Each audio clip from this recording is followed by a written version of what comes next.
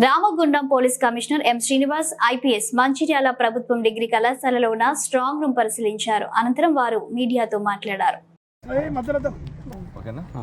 అందరికీ నమస్కారం.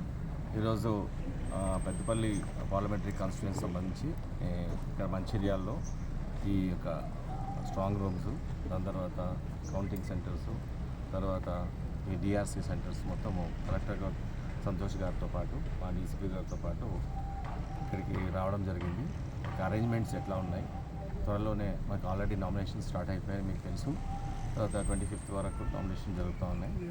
దీనికి సంబంధించి ఈ యొక్క అరేంజ్మెంట్స్, తర్వాత ఈ యొక్క ఇన్ఫ్రాస్ట్రక్చర్ యొక్క డెవలప్మెంట్, తర్వాత అన్ని రకాలుగా బాగా మనం డిప్లాయ్మెంట్ చేసుకోవడానికి, ఫోర్స్ డిప్లాయ్మెంట్ చేసుకోవడానికి, 3 layers ఆఫ్ ఫోర్స్ ఎట్లా చేస్తామని చూసుకోవడానికి ఫిజికల్గా ఇక్కడ రావడం జరిగింది.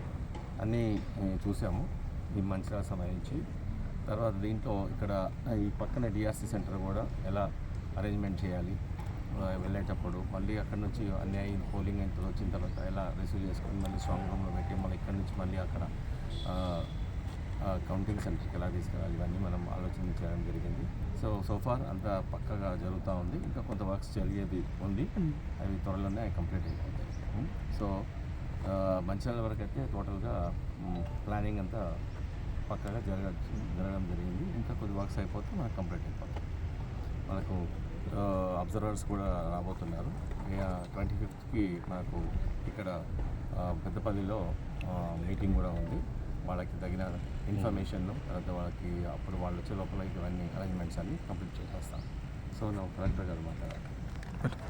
ఎలక్షన్కి సంబంధించి మనకు ముందు నుంచి ఇప్పుడు నోటిఫికేషన్ కూడా స్టార్ట్ అయింది, నామినేషన్స్ కూడా నడుస్తూ ఉన్నాయి. సో ఎలక్షన్కి సంబంధించినంతవరకు ఏదైతే ప్రిపరేటరీ యాక్టివిటీస్ ఉన్నాయో, ముందుగా పోలింగ్ పర్సనల్ ఎవరైతే ఉన్నారో వాళ్ళని ర్యాండమైజ్ చేసి వాళ్ళకి ట్రైనింగ్ ఇవ్వడం, ఈవీఎంకి సంబంధించినంతవరకు ఈవీఎం కూడా ఫస్ట్ ర్యాండమైజేషన్ చేసుకొని 3 నియోజకవర్గాలకు, మనకు బెల్లంపల్లి, మంచిర్యాల, చెన్నూరు నియోజకవర్గాలకి వాళ్ళ ఈవీఎంస్ కూడా పంపడం జరిగింది. ఈరోజు గౌరవ సిపి గారితో నేను, అదేవిధంగా డీసీపీ గారు, ఆర్డీఓ గారు, జేసీ గారు అందరం కలిసేసి కూడా ఈ స్ట్రాంగ్ రూమ్స్, అదేవిధంగా కౌంటింగ్ సెంటర్లో మనం తీసుకోవాల్సిన జాగ్రత్తలు ఏమున్నాయి, ఇంకా కార్యక్రమాలు ఏమున్నాయి అనేది అన్నీ చెక్ చేయడం జరిగింది. అన్ని స్ట్రాంగ్ రూమ్స్లో మనం అన్ని రకాల జాగ్రత్తలు తీసుకోవడం జరిగింది. అక్కడ లాక్ బుక్స్ కావచ్చు, కెమెరాస్ కావచ్చు, సిఆర్పిఎఫ్ ఫోర్స్ డిప్లాయ్మెంట్ కావచ్చు, సో ఈ విధంగా అన్నీ చేసుకోవడం జరిగింది. అదే డిస్ట్రిబ్యూషన్ రిసెప్షన్ సెంటర్ కూడా ఇప్పుడు చెక్ చేయడం జరిగింది.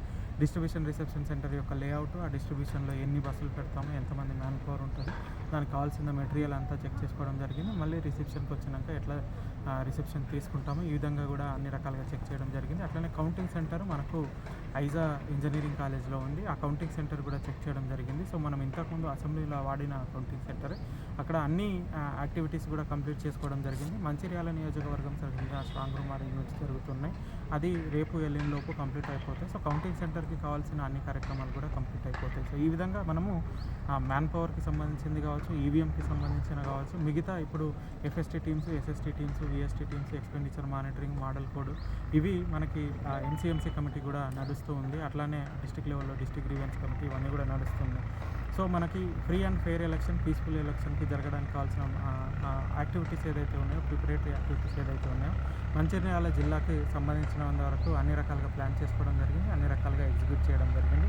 ఖచ్చితంగా కూడా ఈ గత అసెంబ్లీ ఎన్నికల మాదిరిగానే పార్లమెంటరీ ఎన్నికలు కూడా మొత్తం పీస్ఫుల్గా ఫ్రీ అండ్ ఫెయిర్ మేనర్లో చేసుకునేటట్టు మేము పోలీస్ డిపార్ట్మెంట్ అందరం కూడా కార్యక్రమాలు చేసుకుంటున్నాం. ఆ విధంగా ఫ్రీ అండ్ ఫెయిర్ మేనర్లో జరిగేటట్టు చేసుకుంటాం.